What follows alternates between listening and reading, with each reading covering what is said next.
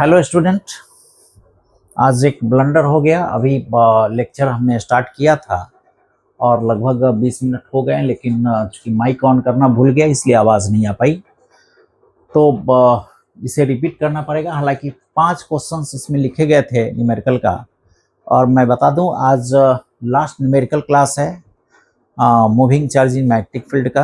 इसके बाद हम लोग मैग्नेटिक इंडक्शन प्रारंभ करने जा रहे हैं। तो इसमें 5 हमने आईआईटी के क्वेश्चन डाले थे, 2 क्वेश्चन सॉल्व कर लिए लेकिन आवाज़ नहीं जा पाया, तो मैं फिर से उसको रिपीट करूँगा। अभी चलिए यहाँ से 3 से शुरू करते हैं, फिर से प्रारंभ करते हैं 0 से। और यहाँ देखें क्वेश्चन नंबर 3 में बाहर में एक सोलेनॉइड है, सोलेनॉइड जो इनफाइनाइट लेंथ का है, और नंबर ऑफ टर्न्स इसमें n है पर मीटर, और इस पर चार्ज करंट I है। इस सोलेनॉइड के अंदर में एक सिलेंड्रिकल हॉलो सिलेंड्रिकल वायर रखा हुआ है। ये भी इनफाइनाइट लेंथ का है और दोनों कोएक्सियल है, और इससे भी करंट I जा रहा है। अब इसमें कह रहा है कि point P at distance R from common axis, यहाँ से एक कॉमन एक्सिस है, कॉमन एक्सिस से R डिस्टेंस पर कोई पॉइंट P हो, तो ये ऑप्शंस दिए हुए हैं 4, इसमें से कौन सा करेक्ट है वो बताना है। तो चलिए पहले हम देखें सोलेनॉइड का एक खासियत होता है कि जो भी मैग्नेटिक फील्ड है इसके अंदर रहता है, और इनफॉर्म मैग्नेटिक फील्ड होता है, बिल्कुल एक सम मैग्नेटिक फील्ड होता है, बाहर में कोई मैग्नेटिक फील्ड नहीं होता है। तो अंदर का मैग्नेटिक फील्ड μ0 Ni, बाहर में कोई मैग्नेटिक फील्ड नहीं। ओके, अब पहला हम चेक करते हैं, in R is this B not equal to 0। कह रहा है कि यदि R कैपिटल R से छोटा हो, यानी R is smaller than R and greater than 0, यानी R कहीं ना कहीं यहाँ पे हो, क्योंकि इसका रेडियस R है और ऊपर वाले का सोलेनॉइड का रेडियस 2R है, यानी इसके अंदर कहीं पर हो, इसके अंदर कहीं भी पॉइंट हो। तो कह रहा है कि B is not equal to 0, B 0 के बराबर नहीं होगा। देखें, जब इसके अंदर होगा करंट, चूंकि हॉलो सिलेंडर है, करंट इस पर फ्लो हो रहा है, इस पर फ्लो हो रहा है, यानी हॉलो सिलेंडर के अंदर की यदि बात करें, अंदर की बात करें, एक चीज मैं बताऊं कि यदि मान लीजिए कोई करंट है, इस तरह का करंट, तो इस करंट के कारण जो मैग्नेटिक फील्ड होगा, ये हम B डॉट ds यदि सर्कुलर है, ये मैग्नेटिक फील्ड निकाल रहे हैं चारों तरफ, तो this will be equal to μ0 I।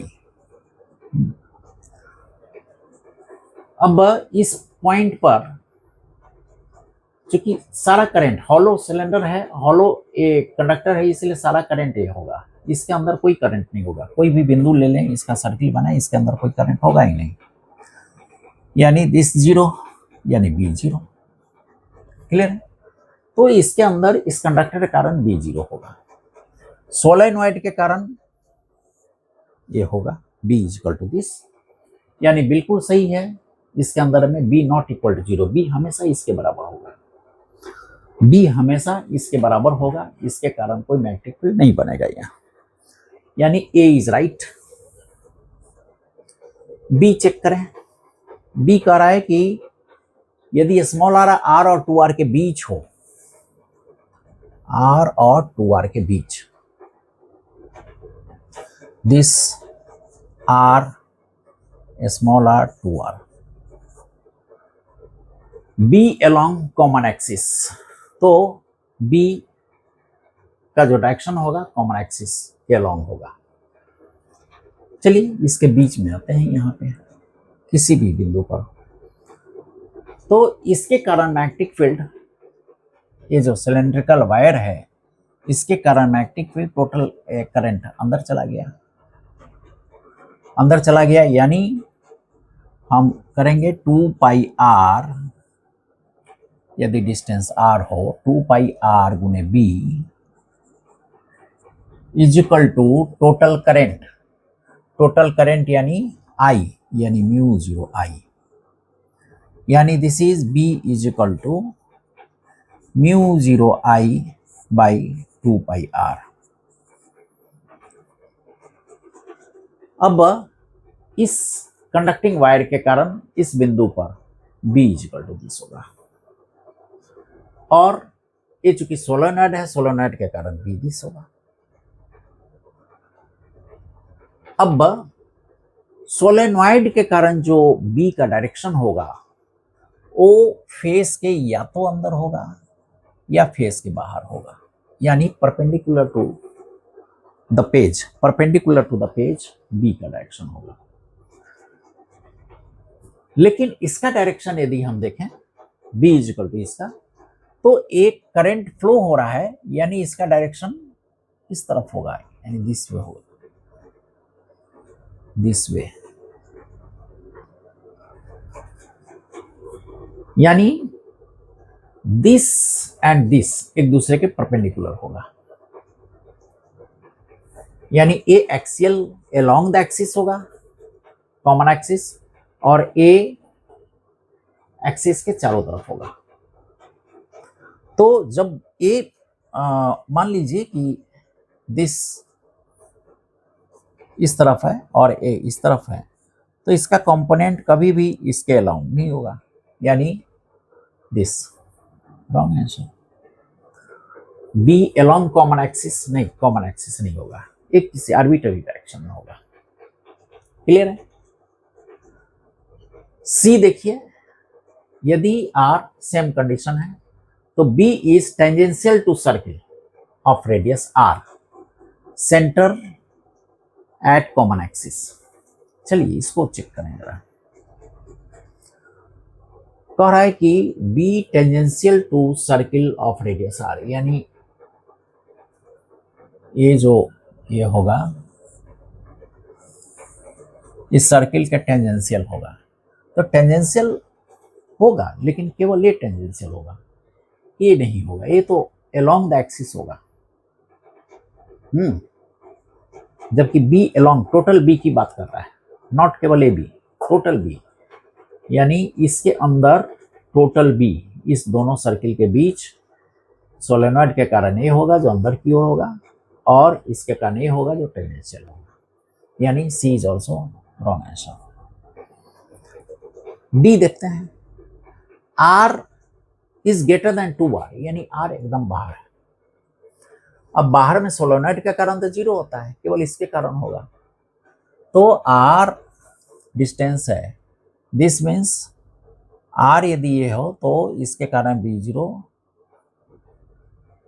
यानी इस सिलेंड्रिकल वायर के कारण मैग्नेटिक फील्ड होगा, यानी हमेशा magnetic field B not equal to 0 होगा। कोई कैंसिल, इसको अपोज करने वाला कोई मैग्नेटिक फील्ड है नहीं, यानी D is the right answer, यानी ए और डी राइट आंसर है और 2 गलत है। चलिए आगे बढ़ते हैं इसको।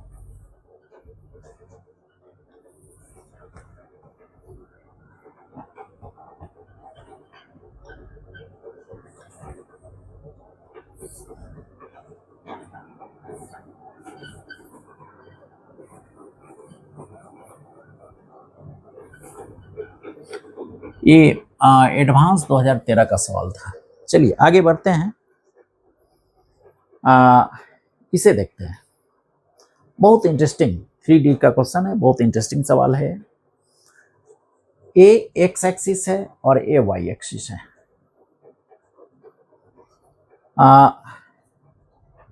दो वायर है, पैरेलल वायर, जिसमें करंट I1 I2 है। तो चलिए इसको पहले देखते हैं। दो पैरेलल वायर, ए एक्स एक्सिस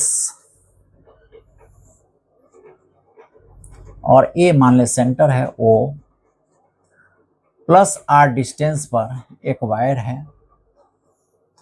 और माइनस आर डिस्टेंस पर एक और वायर है। प्लस वायर प्लस आर, दो वायर है, पैरेलल वायर है। एक में करंट I1 करंट, इसका डायरेक्शन नहीं दिया हुआ, I1 करंट है, डायरेक्शन बाद में देखेंगे। और इसमें I2 करंट,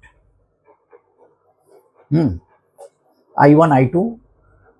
जब ऊपर की ओर चलता है तो I1 पॉजिटिव और नीचे की ओर चलता है तो I निगेटिव। मतलब एक कॉन्सेप्ट एक बना के रखा हुआ है, इसमें एक कन्वेंशन है। अब एक करंट लूप है, सर्कुलर करंट लूप, एक लूप है और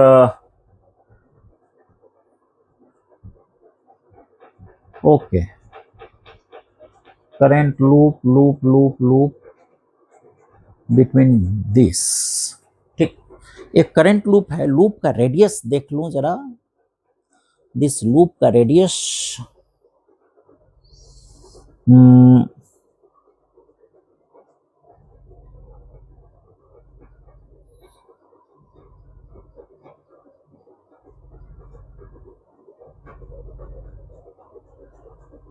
तो ये लूप जो है इसका रेडियस आर है।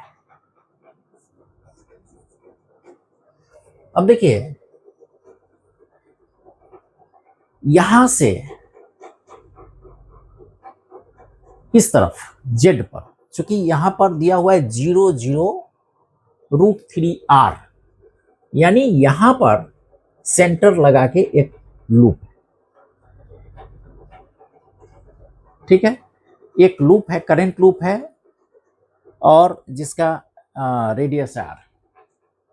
इसमें कह रहा है कि XY plane, this XY plane, XY plane के पैरेलल एक लूप है रेडियस आर का और जिसका सेंटर इस O से √z दूर है, √3r दूर है, यानी यहां पर लूप है, ऐसे गोल लूप है। क्लियर है?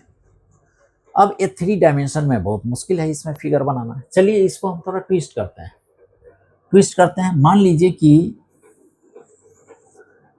ये 2 और सपोज दिस 0, यहां r plus this minus r, और ये 2 वायर है, ऐसे वायर है। क्लियर है? यानी XY प्लेन, ए प्लेन XY हो गया। अब इस XY प्लेन के जस्ट ऊपर में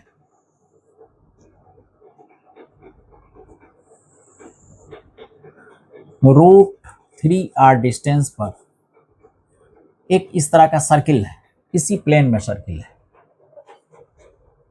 क्लियर है? ऐसे प्लेन में सर्किल है, यानी दिस सर्किल रेडियस आर का, रेडियस आर का सर्किल है और इसमें करंट I फ्लो हो रहा है, I current,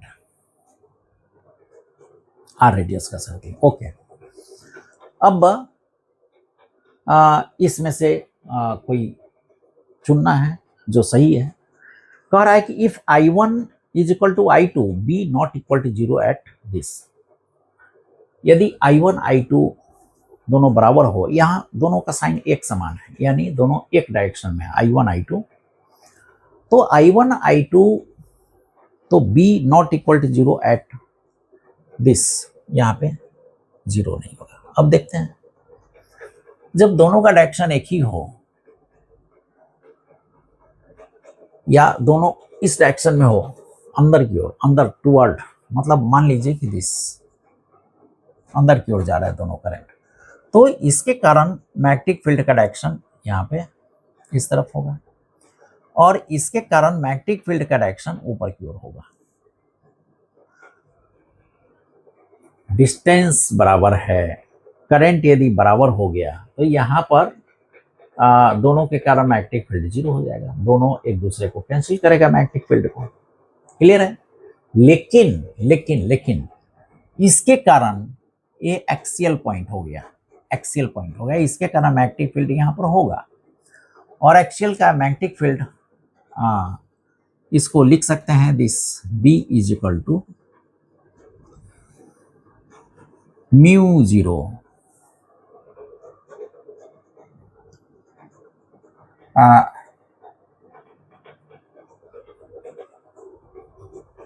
okay mu zero I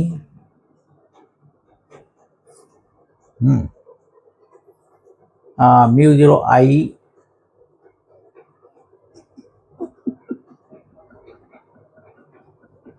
R square R radius is equal to 2 R square plus √3r का होल स्क्वायर 3/2। क्लियर है? इसके कारण मैग्नेटिक फील्ड यहां पर आएगा एक्सेल पॉइंट का कारण, यानी B never be equal to 0, B not equal to 0, यानी ये राइट आंसर है। I1 I2 इस दोनों के कारण तो 0 हो गया, लेकिन इसके कारण मैग्नेटिक फील्ड बनेगा, यानी A is the right answer. B देखते हैं।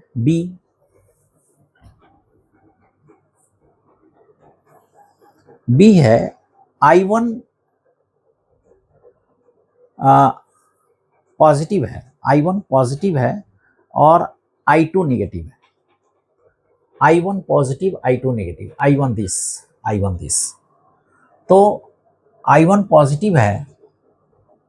अब मान लीजिए कि पॉजिटिव, ठीक है, इस डायरेक्शन को पॉजिटिव मानते हैं, तो ये नेगेटिव हो गया, दिस नेगेटिव, इस डायरेक्शन अपोजिट। तो I1 greater than 0, I2 smaller than 0, B can be 0 at this, B 0 हो सकता है। देखें, अब इसके कारण मैग्नेटिक फील्ड इस तरफ और इसके कारण मैग्नेटिक फील्ड इस तरफ, दोनों का मैग्नेटिक फील्ड जुटेगा, दोनों का मैग्नेटिक फील्ड जुटेगा। यदि मैग्नेटिक फील्ड निकालना हो, कैसे निकालेंगे? एक स्ट्रेट वायर के कारण, इनफाइनाइट लॉन्ग स्ट्रेट वायर के कारण, यानी B इज इक्वल टू, इसके कारण यदि हम निकालना चाहें तो म्यू 0 I अपॉन 2π D यानी R ये होगा, और गुने 2 कर दें तो ये टोटल मैग्नेटिक फील्ड इस दोनों के कारण होगा ऊपर की ओर। क्लियर है? अब इसके कारण जो मैग्नेटिक फील्ड होगा दिस, चूंकि करंट इस तरफ जा रहा है राइट हैंड साइड, यानी इसके कारण जो मैग्नेटिक फील्ड होगा इसका direction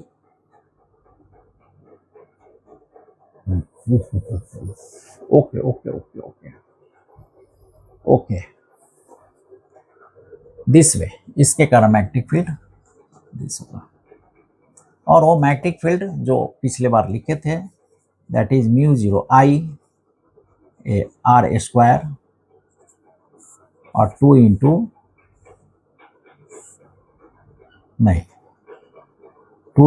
R square plus √3r का होल स्क्वायर का 3/2।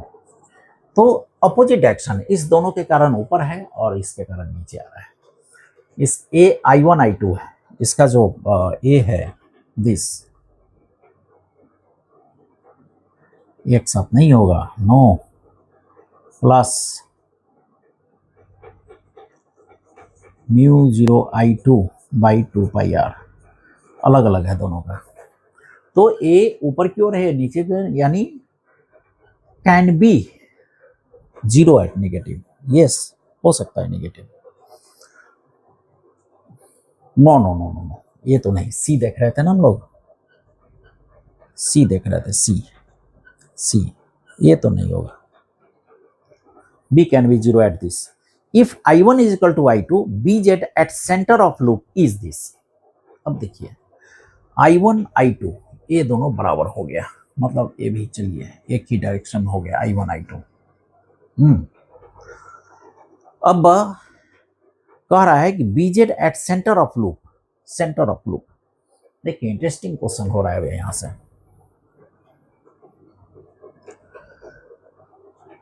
इसके कारण इस सेंटर पर और इसके कारण इस सेंटर पर मैग्नेटिक फील्ड, इसके कारण सेंटर पर मैग्नेटिक फील्ड, इसके कारण और इसका अपना एक मैग्नेटिक फील्ड होगा, तीनों होगा। तो तीनों का जो ये कह रहा है कि इतना के बराबर होगा। चलिए इसको देखते हैं।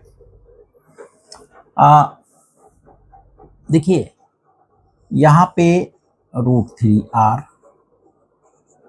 ये डिस्टेंस है, this distance is r।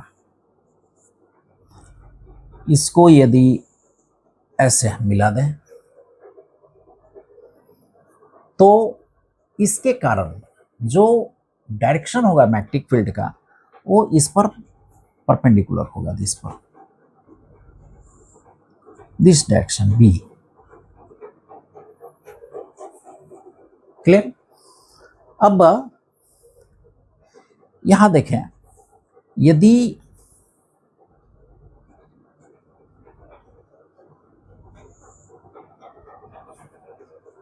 Parallel line हम खींचते हैं तो ए 90 डिग्री बनाता है, ए 90 डिग्री बनाता है और ए भी यहाँ 90 डिग्री बनाएगा, जबकि ये कॉमन हो गया, यानी जो एंगल यहां होगा वही एंगल यहां होगा। ध्यान दीजिए, दिस मिलके 90 डिग्री एंड दिस मिलके 90 डिग्री, यानी जो एंगल यहां होगा वही यहां होगा। क्लियर है? अब बी जो मैग्नेटिक फील्ड है इसका यदि इस डायरेक्शन में हम ए लें, यानी डाउनवर्ड डायरेक्शन में नीचे की ओर, तो this is B cos theta, नहीं सॉरी बी साइन थीटा, तो this is B sine theta.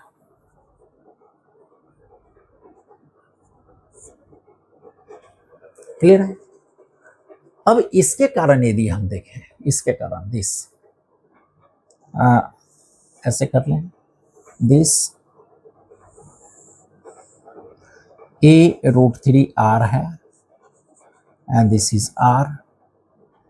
अब इसके कारण मैग्नेटिक फील्ड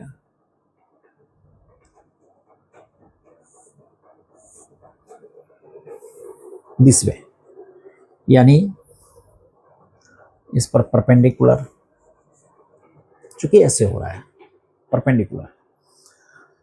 अब इस पर एक पैरेलल लाइन खींचते हैं। अब देखिए इस पैरेलल लाइन पर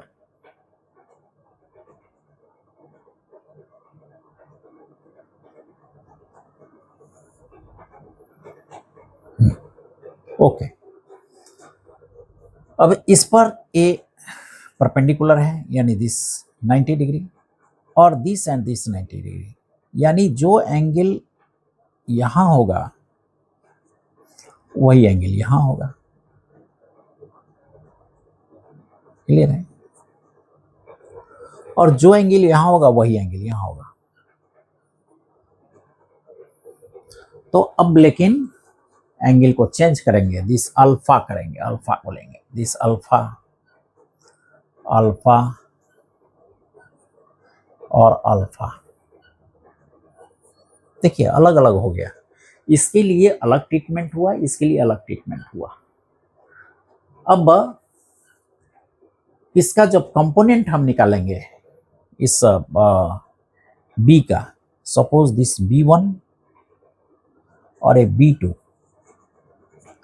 इसका जब कंपोनेंट निकालेंगे तो बी कॉस अल्फा ऊपर की ओर होगा, बी कॉस अल्फा ऊपर की ओर, दिस इज यहां का एंगल B2 कॉस अल्फा। चलिए अब एक बात समझ में आ गई कि इस वायर के कारण, इस करंट के कारण मैग्नेटिक फील्ड नीचे की ओर और इसके कारण मैग्नेटिक फील्ड ऊपर की ओर। क्लियर है? अब इसके कारण देख लें, दिस लूप, सेंटर पर इसका magnetic field B is equal to μ0 I divided by 2r, r cube 2r।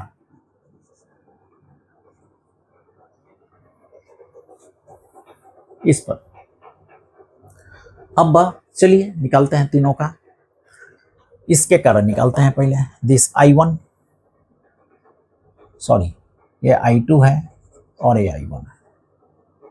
I2 के कारण मैग्नेटिक फील्ड नीचे की ओर, यानी दिस इज, चलिए इसको मिटा दूं पहले।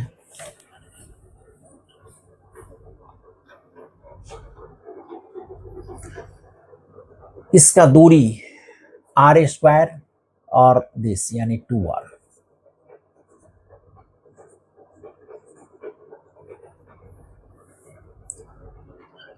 इसके कारण magnetic field B is equal to mu 0 I1 I2, यहाँ I2 mu 0 I2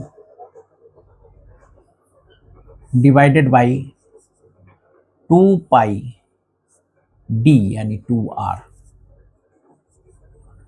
this is, suppose this is B1।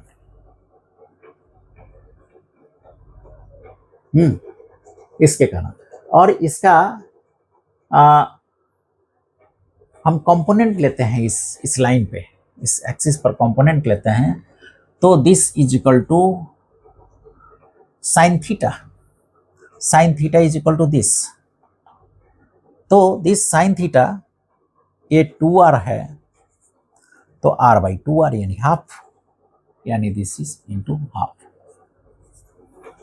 एक कंपोनेंट हो गया इस तरफ, this way, this suppose B1, यानी this is mu 0 I2 divided by 2 दूना 4 8 8 पाई r। क्लियर। अब इसी तरह B2 यदि निकालते हैं, B2 का ऊपर की ओर, तो this is mu 0 I1 upon 2 pi 2r magnetic field, इसके कारण जो मैग्नेटिक फील्ड होगा। अब इसका कंपोनेंट यदि लेते हैं तो this cos alpha, cos alpha यानी यहां से कॉस अल्फा यानी r by 2r, half, cos alpha half, this is 2r। Clear है। तो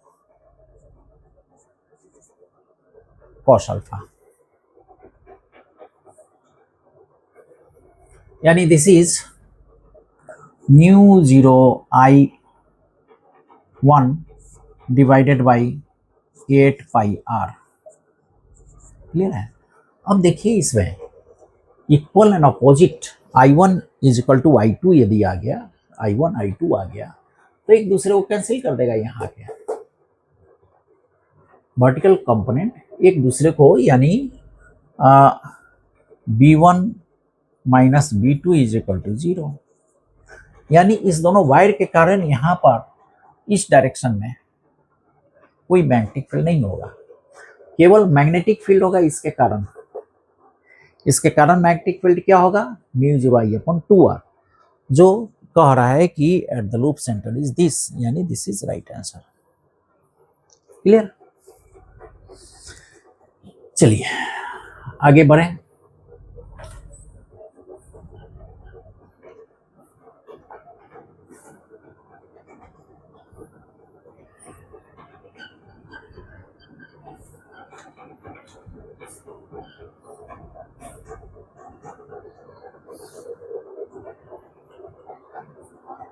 क्वेश्चन नंबर 1 देखिए। 1 बहुत ही कॉन्सेप्चुअल सवाल है, एडवांस 2021 का है। इसमें है 2 वायर है इस तरह का, 2 लूप, एक का रेडियस r है, दूसरे का 2r है। अंदर वाले में I1 करंट एंटी क्लॉकवाइज चल रहा है, बाहर वाले में क्लॉकवाइज करंट I2। तो इसमें 4 ऑप्शन दिया है इसमें। चलिए पहले देखते हैं XY प्लेन में, दिस y एंड एक्स। तो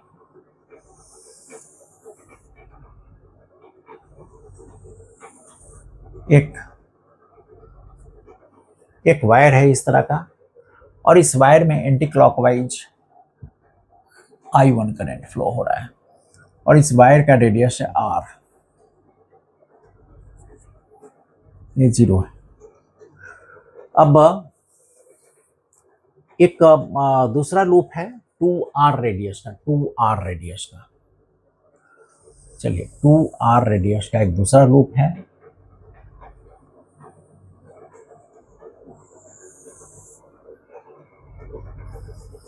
इसका रेडियस है 2R,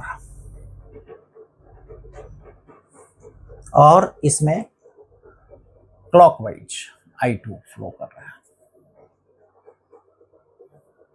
अब इसमें कह रहा है कि I2 यदि बड़ा हो 2I1 से, I2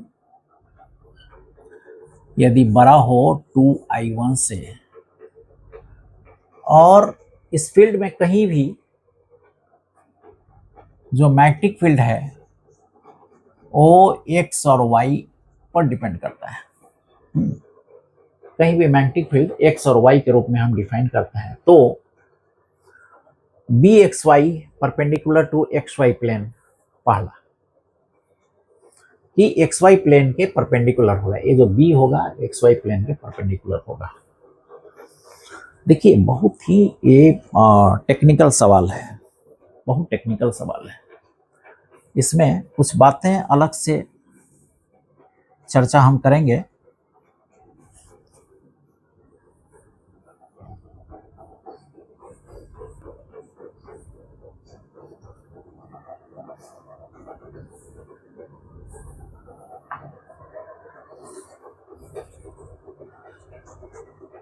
इसको सॉल्व करने के पहले थोड़ा याद कीजिए कि इस तरह का सर्कुलर लूप हमने एक लिया था, और इसे x दूरी पर, और इसका रेडियस r हो, और इसमें सपोज करंट I फ्लो हो रहा हो, एक पॉइंट P हमने लेके यहाँ पर मैग्नेटिक फील्ड निकाला था, और मैग्नेटिक फील्ड वह जो निकला था that was μ0 I r square divided by 2 r square plus x square 3/2। यहाँ पर मैग्नेटिक फील्ड था, ठीक है। और मैग्नेटिक फील्ड का डायरेक्शन डिपेंड कर रहा था, ये करंट क्लॉकवाइज है या एंटी क्लॉकवाइज है, इस पर डिपेंड कर रहा था, मैग्नेटिक फील्ड था। और यही मैग्नेटिक फील्ड यदि सेंटर पर निकालना था, इस सेंटर पर, ये एक्सियल पॉइंट है एक्सिस पर, यदि सेंटर पर निकालना था तो सेंटर पर this is μ0 I divided 2 x0, यहाँ पर 2r, यहाँ का मैग्नेटिक फील्ड। अब देखिए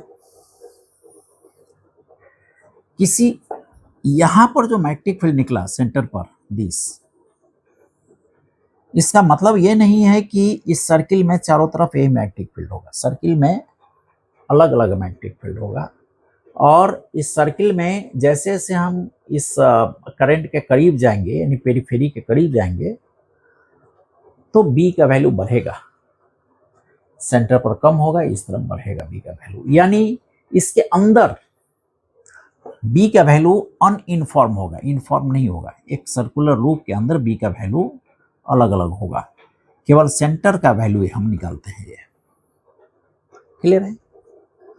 इसी तरह यदि इस तरह का सर्कुलर लूप है और इस पर करंट यदि फ्लो हो रहा है, करंट मान लीजिए रेडियस r है, तो पाई r स्क्वायर I ये मैग्नेटिक मोमेंट होता है, मैग्नेटिक मोमेंट होता है। इस मैग्नेटिक मोमेंट में इस जो इसका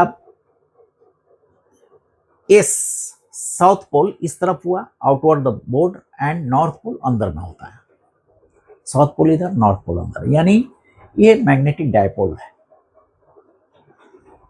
अब मैग्नेटिक डायपोल जब भी हम लेते हैं, मैग्नेटिक डायपोल हो या इलेक्ट्रिक डायपोल हो, तो एक्सियल पॉइंट पर, एक्सियल पॉइंट यानी इस पॉइंट पर, एक्सियल, दिस एक्सियल पॉइंट, और ए रेडियल पॉइंट हो गया इसके, जो इसी प्लेन में हुआ। तो एक्सियल पॉइंट पर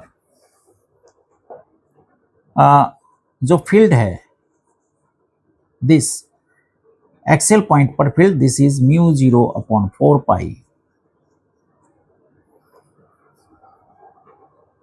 म्यू 0/4 पाई m 2m, यदि एक्सेल पॉइंट पर है तो 2m divided by r distance हो तो r3। और यही यदि ये एक्सेल पॉइंट के लिए है, और यदि इक्वेटोरियल पॉइंट पर हो, यानी इस लूप के कारण कहीं और यदि हम निकालें, तो b will be equal to mu 0/4 pi और m बाई r3। क्लियर है? यानी इस लूप के एक्सियल पॉइंट पर b का वैल्यू ये होगा यदि m के टर्म मिले तो, और अन्य किसी बिंदु पर इस सर्कुलर के कारण b का वैल्यू ये होगा। लेकिन इसके अंदर, ये बाहर की बात हो रही है, ये बाहर की बात हो रही है, इसके अंदर b का वैल्यू कांस्टेंट नहीं होगा, अलग अलग वैल्यू होगा। चलिए, इतना कॉन्सेप्ट यदि क्लियर है तो इसको आगे देखते हैं।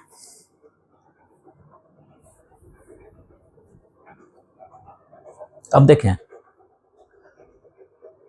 कह रहा है कि b XY प्लेन के परपेंडिकुलर है, XY प्लेन। देखिए XY प्लेन है और यहां पर b है। अब इस करंट के कारण, थोड़ा इमेजिन कीजिए, इस करंट के कारण जो मैग्नेटिक मोमेंट है उसका डायरेक्शन इस तरफ है, दिस वे, और इसके कारण मैग्नेटिक मोमेंट भी इसी प्रकार है, अंदर की ओर है।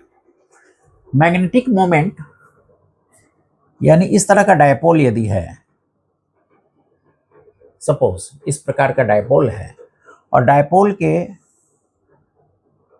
P पॉइंट, मतलब इक्वेटोरियल पॉइंट पर एक पॉइंट P लेते हैं, तब P पर जो -q, सपोज ये इलेक्ट्रिक डायपोल, चूंकि दोनों सिमिलर है, तो इस पर इलेक्ट्रिक फील्ड इस तरह होता है, यानी पैरेलल टू दिस, यानी ए मैग्नेटिक डायपोल है, यानी ये B भी इसके पैरेलल होगा, into the parallel.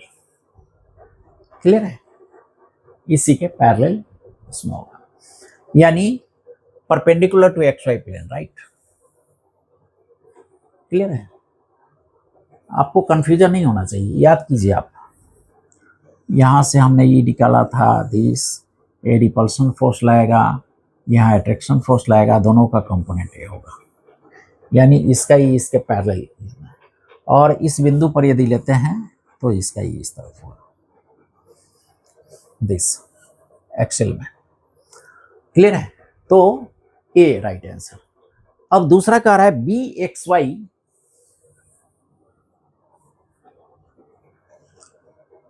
BXY depends on XY on through R is equal to this B। अब देखिए एक एग्जैक्ट ये वाली बात आ गई, मतलब एक्सियल पॉइंट पर जो निकालते हैं, यानी जो फॉर्मूला हमने लिखा था कि किसी मैग्नेटिक मोमेंट के, मैग्नेटिक डायपोल के, किसी मैग्नेटिक डायपोल के एक्सियल पॉइंट पर B यदि निकालना हो तो B will B mu 0/4 pi और m by r3, m by r3 axial point. तो अब इसका मैग्नेटिक, अंदर वाले का मैग्नेटिक मोमेंट ले लें तो पाई r² I1, this is suppose m1, और इसका मैग्नेटिक मोमेंट ले लें तो 2 दूना 4 यानी 4 pi are square I2 and this is M2। दूसरी बात कि अंदर वाले में इसका साउथ पोल अंदर होगा, नॉर्थ पोल बाहर होगा, यानी साउथ टू नॉर्थ, यानी इसका जो मैग्नेटिक मोमेंट होगा M1 का, M1 विल बी आउटवर्ड, यानी बाहर की ओर मैग्नेटिक मोमेंट का डायरेक्शन होगा, और इसका मैग्नेटिक मोमेंट का डायरेक्शन अंदर की ओर होगा। क्लियर है? अभी मैग्नेटिक मोमेंट, इसका दूरी root X square Y square, ये होगा दूरी यहां से यहां तक। तो B निकाल सकते हैं, B is equal to mu zero. अब देखिए ये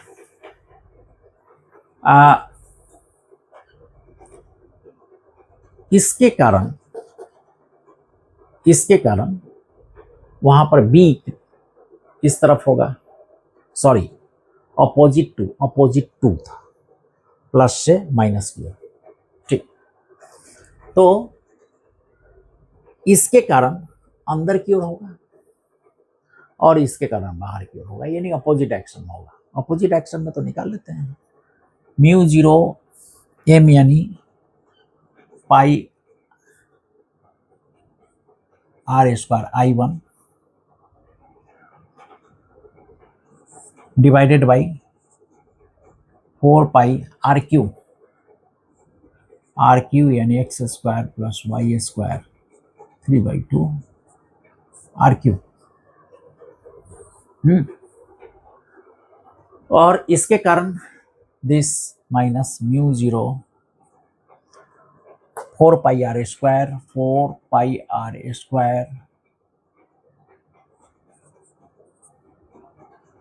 I2 divided by 4 pi mu zero 4 pi, okay. R q same distance, चूंकि सेंटर से डिस्टेंस ले रहे हैं ना दोनों में, सेंटर से डिस्टेंस, यानी this also X square plus Y square 3/2। कह क्या रहा है इसमें, B X Y depends upon X Y through root this,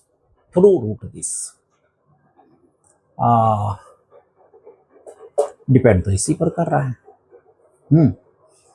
इसका टोटल बी जो है डिपेंड कर रहा है इस पर।